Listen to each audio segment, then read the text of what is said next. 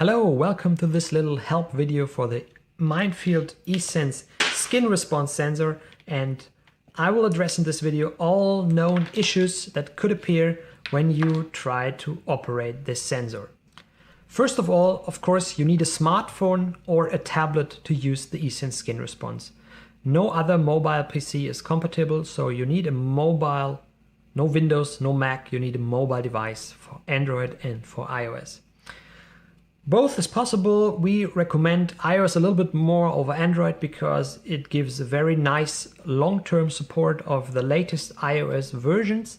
So even an old device like an iPhone 7 we have here as a test device is still capable of running the near latest iOS 15 here. In this case, iOS 16 is latest, but still works very well with the eSense app and it's a 7-year-old device. An iPad is my personal recommendation to use with the eSense. I show you why, because this is my iPad mini screen here running an eSense skin response, and you see on that screen you have the bar chart, video, numeric values, the chart line, everything else accumulated into one page view. So on a smartphone you have a much smaller screen, you have to swipe in between different views in horizontal view, and with a tablet it works much nicer in this case with the iPad.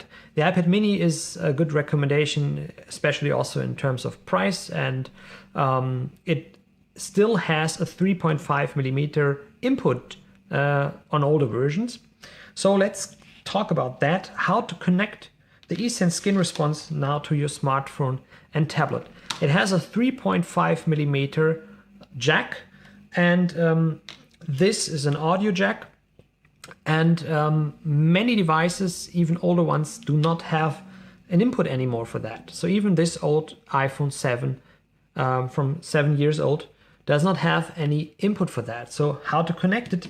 Luckily it works really nice with such tiny adapters. This is the original Apple Lightning to 3.5mm adapter, and you can plug in the eSense there and then just plug in the adapter here at the bottom to the iPhone. Okay, so nothing else to do in the app. Is automatically recognized that you have connected a microphone, because the eSense acts like a microphone, gets the power from that, and provides and submits the data to the microphone.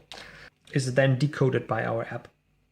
So you need this tiny adapter. For newer versions of iPhones and iPads, there is the same version as USB-C to 3.5mm audio adapter, costs around 10 euros, $10, is available on Amazon, and on our product page we have a direct link to that.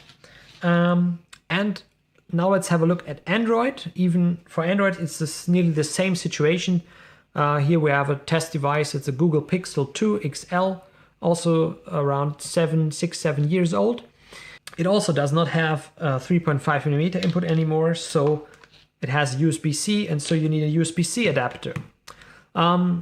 Here are two adapters that we have tested. We have tested also some more, but these are direct links on our website to Amazon for them. They cost the same, below 10 euros or dollars. You can also now include such an adapter when ordering an eSense from our shop. Then you can choose that you need such an adapter in addition. It is not part of the default delivery content, because many people already have such an adapter for their headsets and headphones they're still using with it, and where the 3.5mm jack is very common still today. So yes, you need such an adapter. It's important for Android. If you have another type, check if it has a DAC chip, DAC, that's needed, or just go by the recommended adapter that we have tested and that we write on our help desk and product pages. So that's a good point. Let's have a look at our help desk. It's available online, and it's the website for all the information about the eSense. It's help.mindfield.de, and it's available completely in English. and also other languages, Spanish and Hungarian at the moment, and we will add more languages soon and regularly. So for the eSense skin response, but also for the other eSense, you find all the information needed for operation, for using the app and all details, doing a good biofeedback training, etc. And here you can have a look in general at the delivery content and also the compatible Android and iOS devices. So please check once you have looked at if you need an adapter and got such an adapter. Please check if your iOS and Android device is compatible. We have listed some good recommendations here. We have here a list of compatible iOS devices and some annotations for that. For Android devices, normally we can say all Android devices running Android 10 at the moment are compatible. And also we have some recommendations and some small whitelist here of tested devices. But it's nearly 99% of the Android devices that work well with the eSense, with or without adapter, depending on the device. Yeah, just have a look and see if your Android and iOS is updated to the latest version. So please check if you have the latest version that is available for your device installed. From year to year, there's a new iOS and Android version. And unfortunately, also, we have to increase the minimum version from time to time, as we are forced to do that as app developer and as support for older versions of Android and iOS will be discontinued from time to time. And so, yeah, it is an ongoing process, and we update and maintain our eSense app regularly. So you will have also updates of the eSense app in the Play Store or Apple App Store. So please check as well if you have installed the latest eSense app version available from there. So once you have checked that you have an Android and iOS device that you can connect to the eSense with or without adapter, check what Android and iOS version you have and see if that version is okay and compatible with the eSense app by checking in the help desk here on our website or on our product page, our shop page. It's everywhere listed, this information, what device you need. So after talking about adapters and devices, now let's see how you connect the other side of the eSense to your hand for a good measurement.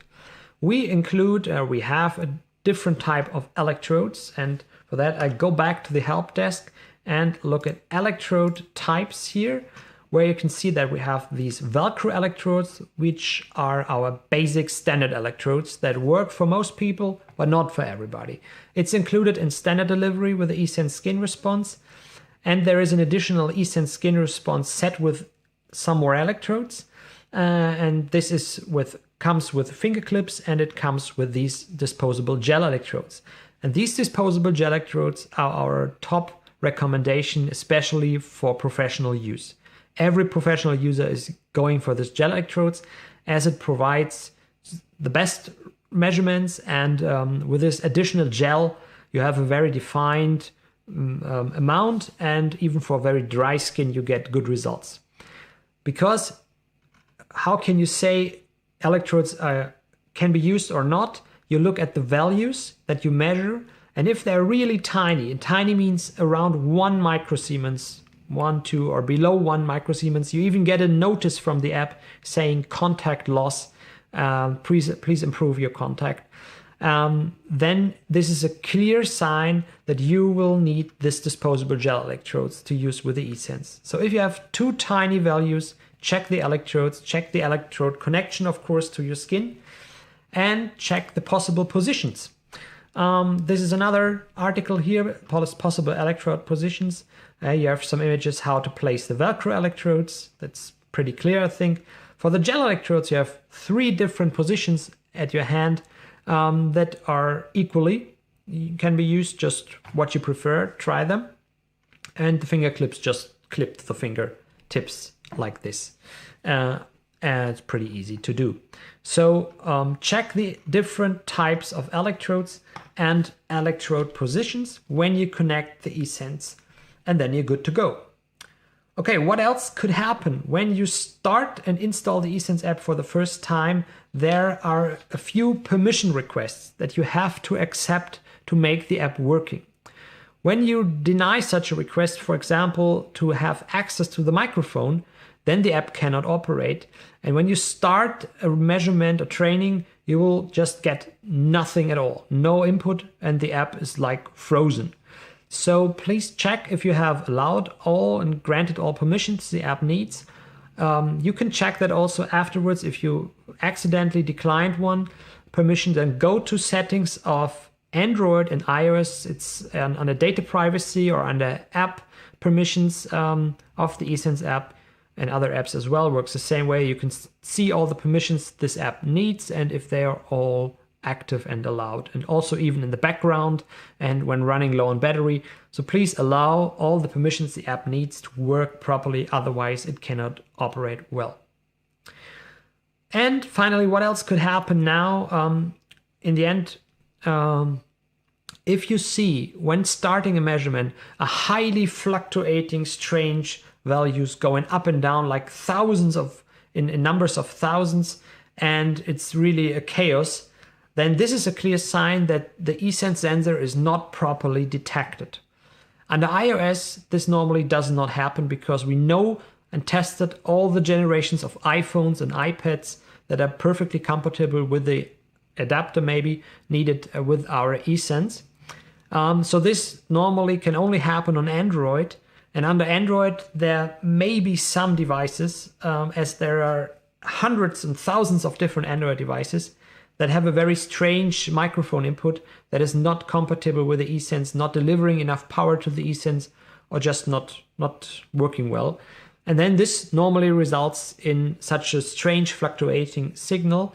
And if you pull out the eSense from the device, it should still look the same. It looks the same if no eSense is connected at all, or it's plugged in and still fluctuating that way. Then the eSense is not detected and not working properly. What can you do now? Please try the eSense with at least one other smartphone or tablet, preferred with an Apple device where we know it works for sure. Test it maybe also with other electrodes. Maybe it's a very rare case that an electrode is broken and delivers then no contact at all.